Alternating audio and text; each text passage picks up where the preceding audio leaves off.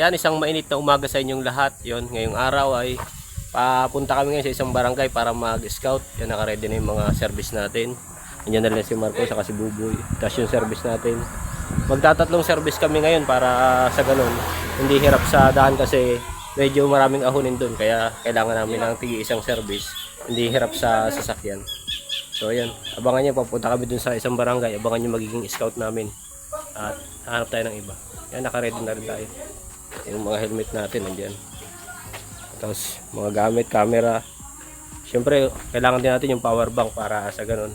Hindi tayo malubatan doon. Para kung sakali mo may mga ibang scout na yung, o marami tayong matulungan doon, mga scout. Yun, hindi tayo kukulangin sa ano. O yan, naka-prepare na kami. At tinatay lang namin si Commander, may inaayos ng kaunti. Tapos, diretso na rin kami doon sa isang barangay. Abangan nyo, magiging vlog namin doon. Kaya naantay natin sila Marcos.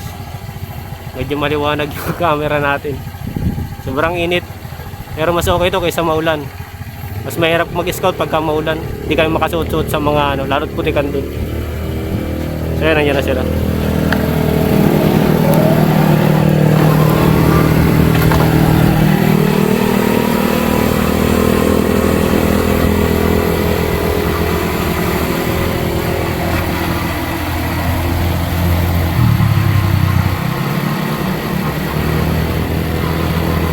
Buboy nasa likod.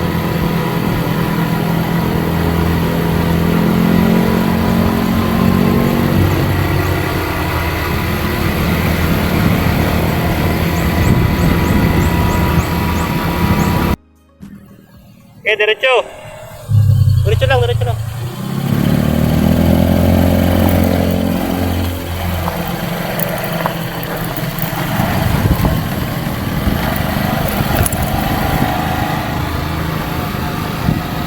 Naka-blinker ka. Naka-signal light.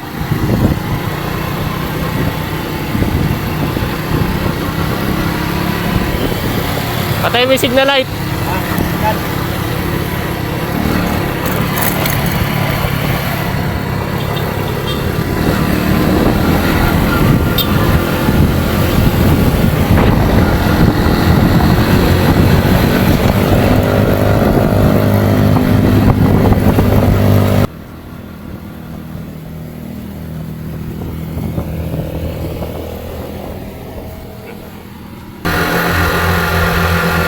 Dito may magandang view na Little Batanes. Yan o.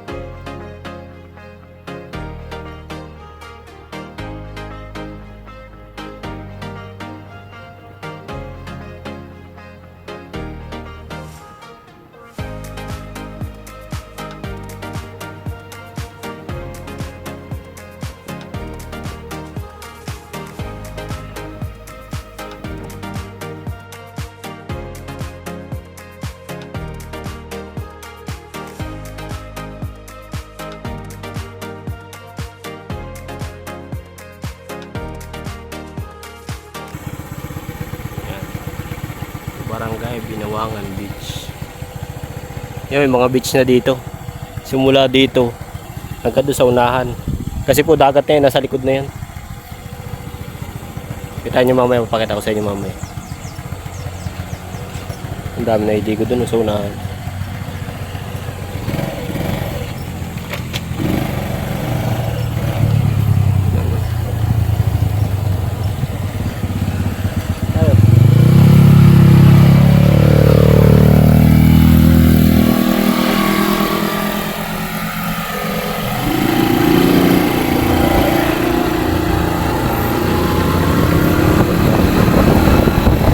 Na-enjoy si Buboy sa team natin.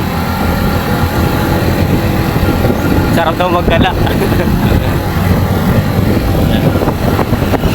Yung mga resort, yung mga pahingahan dyan, may mga kubo. Yan.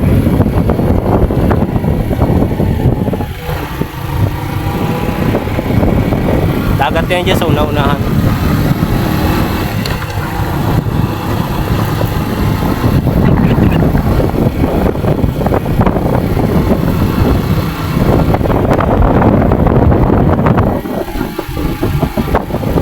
Ayan yung mga resort dito. Barangay Binawangan. Maganda rin dito lalo ngayon summer.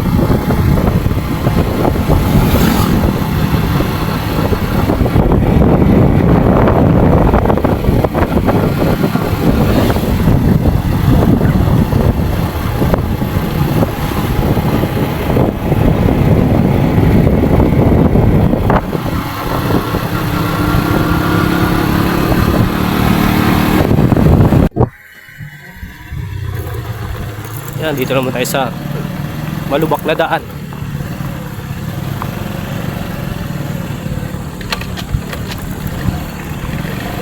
Grabe yung daan. Ayos.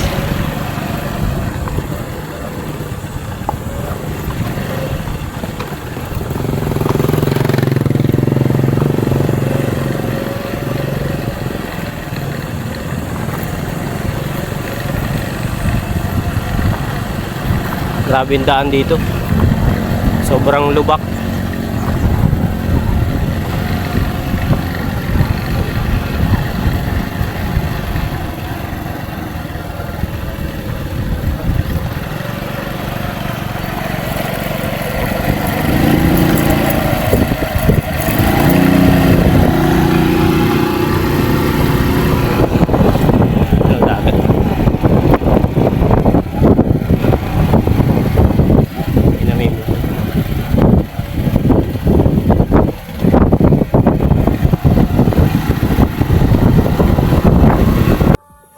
So ayan, nandito na kami sa isang purok na tinuro sa amin. Galing na kami dun sa bahay nung kagawad dito sa barangay na ito at tinuro kami sa isang purok dito na purok 5 kung tawagin. Ayan, grabe yung daan. Tapos yung dinaanan namin dun, grabe. Hindi na nakapag-video kasi ang hirap mag-video sa ganun. Baka ma-aksidente pa tayo, so dito na lang tayo sa pagkababa. Medyo malalakaran namin hanggang dun kasi hindi na daw kayang pumasok ng motor dito. Nandiyan yung mga service namin, saka yung service ng mga tao dito. Lakad lang nila ito hanggang doon sa barangay kasi medyo malapit na naman na daw. Ayan, doon sila sa unahan.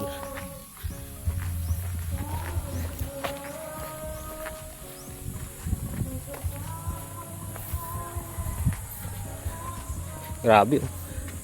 Sobrang putik. Pero mas goods naman to. Iba itong yung gantong pakiramdam, parang kila Tatay Alejandro lang ito. Mas gusto namin to kasi parang na rin kami nag-a-adventure nito. Tumutulong ka tapos na-enjoy mo pa yung nature.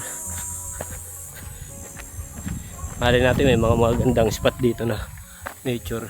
Yan. Oh, may semento dito sa unahan. Doon lang sa dinaanan talagang walang semento. Grabe ang doon. Yan. Wala na sila.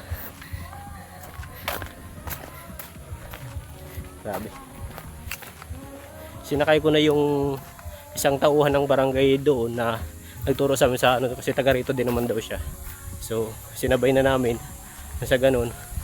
Hindi na siya maglakad sa kamatukoy namin to kasi kung hindi namin sinama, hindi namin siguro tumatukoy kasi sobrang layo nga.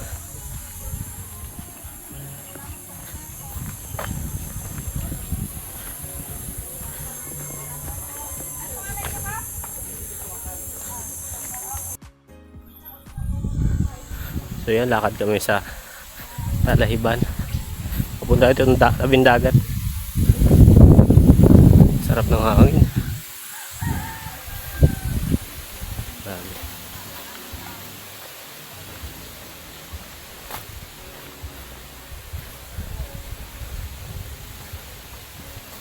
Magandang araw po.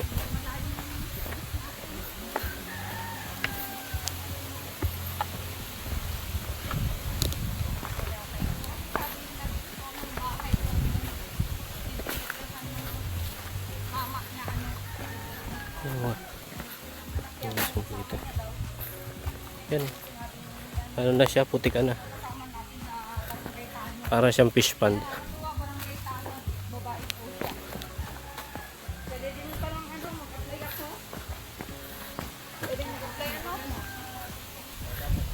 bahay dito.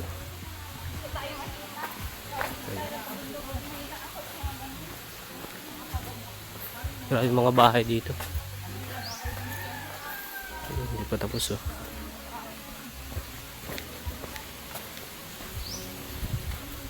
Pero nakakatuwa kahit sulok na po dito. Kahit sulok na yung barangay nila. Kahit pa paano nalalagyan pa rin ng kaunting semento nang sa ganun. Hindi naman lahat ng kalsada nila malubak. Kita mo parang village yung ano nila. Ito pag nagulan ano. Tsaka sigurado dito yung dagat pag tagsulan yan sa tabi ng dagat. Grabe may mga ilog na dito. So, yan ilog na siya. Mga ganito. Okay, ang galing ng mga opisyalis dito. Pinagawan talaga nila ng ano dito. Sa amin kasi nga lang alaga doon. Sa ano na yata ito? Boy ang mga alaga doon. Puktol yata yan. Hindi natin napunta nila. Ma'am, puktol yan ma'am? Balik natin na Isabela. Tingin ko parang puktol na to eh. Alagang ng boy. Ganito po yung lawa. Puktol na yata ito. Sitio Puktol.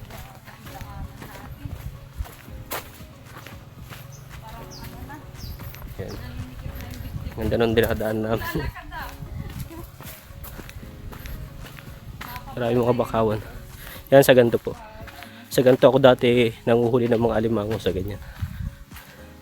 Kaya sa mga ganito medyo kabisado ko yung kumbaga yung galawan sa ganito sa mga ano sa mga bakawanan. Bakawan po kasi ito. Mga mangrove. Yan. So ganyan tayo nanguhuli ng mga alimango dati. Noong panahon ko na nag-aaral ako, naghuhuli ako ng mga alimango. Sa mga ganito ako naghuhuli. Yung mga ganyan. Sa mga ilalim na ugat na ganyan. Sa ganyan, nilalagay namin yung mga tawag dito na panggal. Yung crab trap. Isa sa review nun.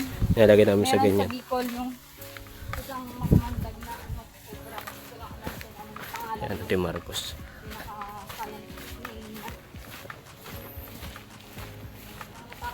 Puktol na ito, Mark. Puktol. Ikaw, Buboy, kaya mo Sitio Puktol. dito mag-isa? Ito yung isla. Tawid ilog.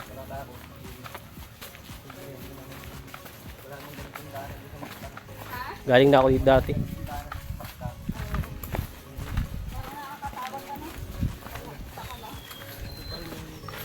Hindi ko lang sure kung ito nga yun. Pag ito yung Sitio Puktol, yung sinasabing yung dating isla na pinupunta ko dati dito, yung isla na pagka yung high tide, yung purok dito, yung sitio dito, ano siya, lubog na siya kasi yung kabila niya dagat, tapos yung sa tinatawiran niya ilog. Hindi ko lang sure kung ito na itong barangay nito kasi medyo matagal na po ako din nakarating dito. Siguro mga 15 years na siguro, mga 10 years ako dito na gano'n. Kasi may purpose po kami dito, pumunta kami dito, nagtanim kami ng mga ganto ng bakawan. At yung tatay ko kasi po ang naka-assign sa mga ganto na ang alaga sa mga mangrove. So kami yung nagtatanim niyan. Yes, so, hindi ko lang sure kung ito po yung sitio na ito. Pag ito po yun, medyo alam natin dito. Kasi yung pinupunta namin ito dati, nilalakad lang talaga namin. Sobrang layo nito. Lakad lang siya namin, tapos doon na sa may Kalabakan na kami nasakay. Medyo malayo po yung dito. Kaya yun.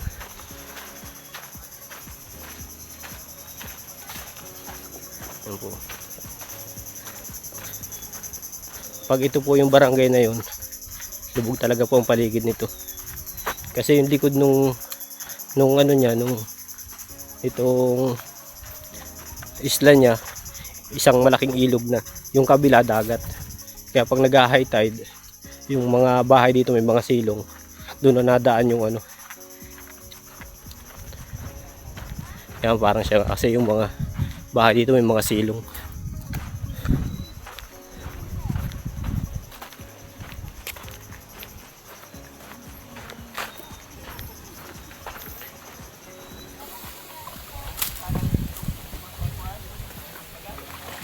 So yan, confirm nga ito yung lugar na dating pinupuntahan ko.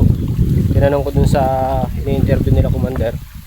Ito nga yun yung Sitio Puktol, kaso ang laking pinagbago. Pumunta po kasi ako dito dati, matagal na panahon na. Medyo marami pang bahay dito, siguro nasa nasa 20 plus pa. So ngayon, wala nang 10. May mga bahay pero walang nakatira. Ilan na lang daw sila tatay dito. Siguro mga 5 pamilya na lang po sila dito, or ano, mga kulang-kulang 10 na pamilya sila dito. At yan, sila lang daw nandito kasi sila lang yung kumbaga nakapag-iwanan, walang kakayanan sa buhay na makalipat doon sa medyo safe, kasi dito hindi dito safe. At itong lugar na ito, nalubog kasi talaga ito ng, ano, ng dagat. Pag lumalaki ang dagat, may bagyo, grabe ang ano dito. Itong buong kabahayan na yan, kaya mapapansin nyo yung mga bahay dito may mga silong, kasi yan, inaabot talaga ng dagat yan pag nag-high tide dito. Yan, kaya nyo, sobrang ganda dito.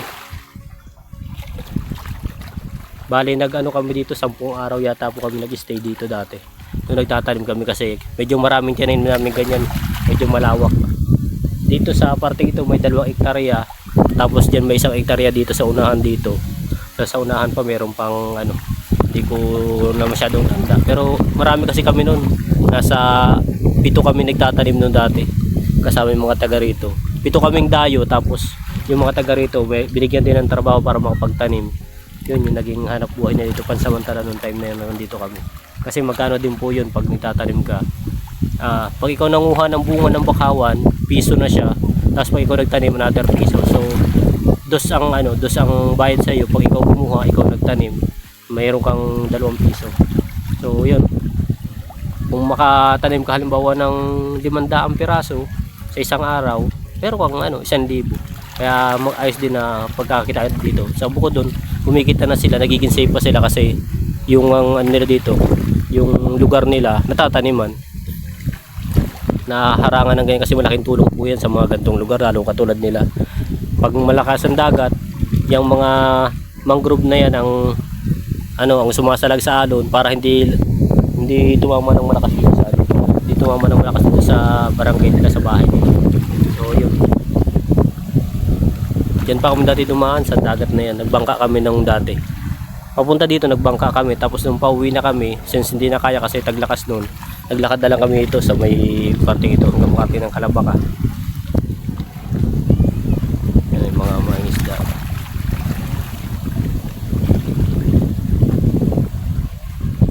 Ang tagahanap buhay dito, isda tsaka alimango. Grabe ang alimango dito, malalaki ang alimango dito. Di ko lang alam ngayon kasi medyo matagal na panahon na, marami na rin kasing natututong manghuli ng alimango. So baka yung mga dito bugbog na rin ang kahuhuli nila.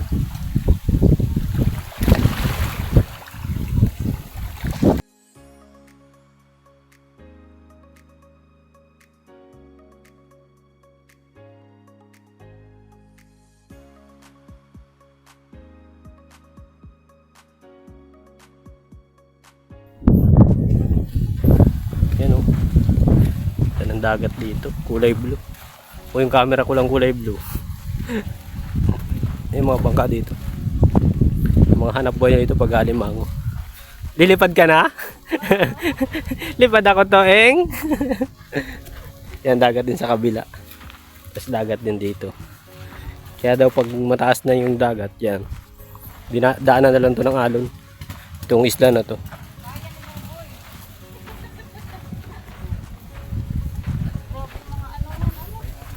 Dito pala kung may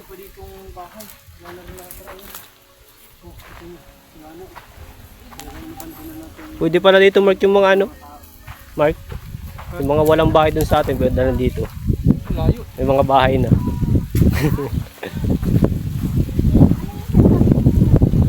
Yun ang panghuli ng ng nukos or yung pusit.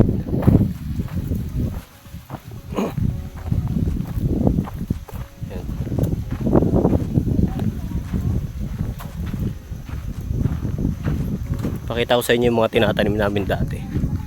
Ganito. Ganito po yung tinatanim namin dati. Yung bunga ng bakawan ito. Yan, pahaba na yan. Yan. Bali tinutusok lang siya sa putik ng halos kalahati. Tapos yun, mo lang siya doon na tutubo na siya ng mga siguro mga 1 buwan. Susupling na yung dahon niya. Iba't ibang klase po ng yan, ng bakawan. May tinatawag na yung mayapi, parang buto lang siya maliliit. Pero mas madaling itanim po yung ganyan, yung matataas na yan, yung matitilos.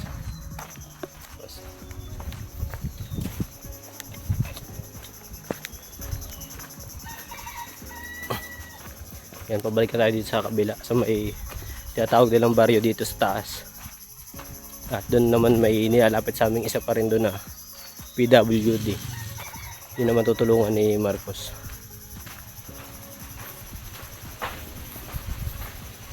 Grabe dito, dagat mo.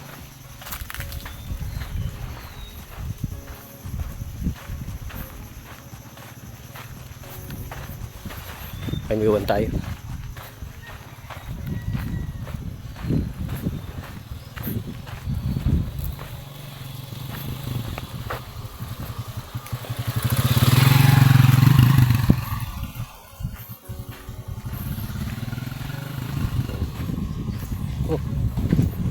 High tide na.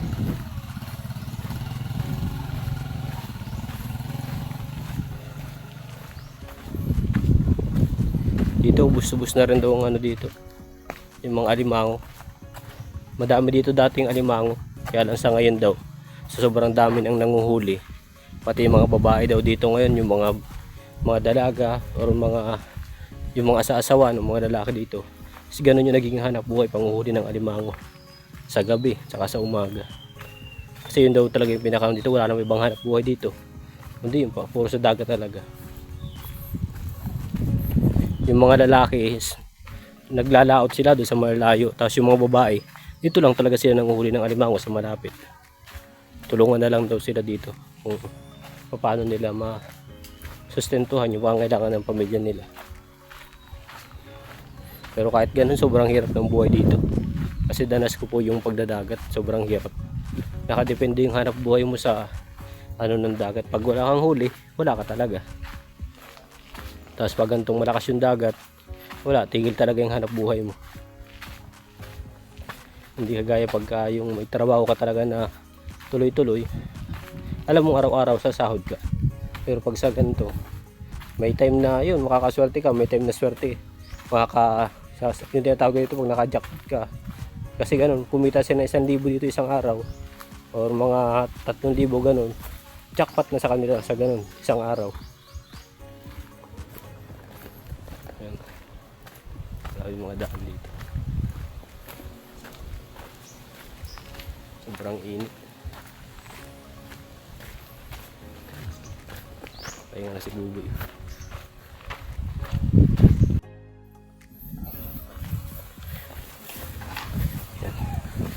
Hiking.